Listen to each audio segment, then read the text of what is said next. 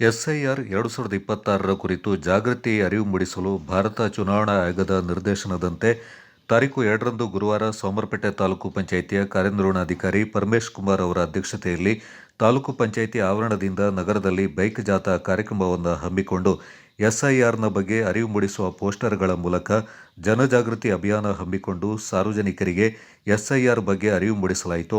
ಹಾಗೆಯೇ ತಾಲೂಕಿನ ವ್ಯಾಪ್ತಿಯಲ್ಲಿ ವಿಕಲಚೇತನ ಮನೆಗೆ ಭೇಟಿ ನೀಡಿ ವಿಕಲಚೇತನರಿಗೆ ಬಿಎಲ್ಒ ಸಮ್ಮುಖದಲ್ಲಿ ಎಸ್ಐಆರ್ ಬಗ್ಗೆ ಮಾಹಿತಿ ನೀಡಿ ಅರ್ಜಿ ಭರ್ತಿ ಮಾಡಿಸಲಾಯಿತು.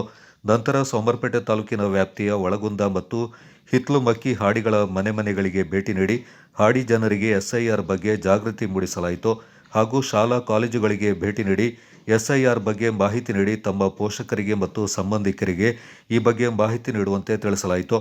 ಈ ಸಂದರ್ಭ ಸೋಮರಪೇಟೆ ತಾಲೂಕು ಪಂಚಾಯಿತಿಯ ಕಾರ್ಯನಿರ್ವಹಣಾಧಿಕಾರಿ, ತಾಲೂಕು ಕ್ಷೇತ್ರ ಶಿಕ್ಷಣಾಧಿಕಾರಿ ಕೃಷ್ಣಪ್ಪ, ಸಮಾಜ ಕಲ್ಯಾಣ ಇಲಾಖೆಯ ಸಹಾಯಕ ನಿರ್ದೇಶಕರಾದ ಸಿದ್ದೇಗೌಡ, ಸೋಮರಪೇಟೆ ತಾಲೂಕು ಪಂಚಾಯಿತಿಯ ಸಹಾಯಕ ನಿರ್ದೇಶಕರಾದ ಶ್ರೀನಿವಾಸ್ ಮತ್ತು ಸಹಾಯಕ ನಿರ್ದೇಶಕರಾದ ರಾಕೇಶ್ ಮತ್ತು ತಾಲೂಕು ಪಂಚಾಯಿತಿಯ ಸಿಬ್ಬಂದಿಯವರು ಹಾಗೂ ಸ್ಥಳೀಯ ಸಂಸ್ಥೆಗಳು, ಶಿಕ್ಷಣ ಸಂಸ್ಥೆಗಳು, ಸ್ವಸಹಾಯ ಸಂಘಗಳು ಹಾಗೂ ಸಾರ್ವಜನಿಕರು ಸೇರಿದಂತೆ ಮತ್ತಿತರರು ಈ ಸಂದರ್ಭ ಪಾಲ್ಗೊಂಡಿದ್ದರು.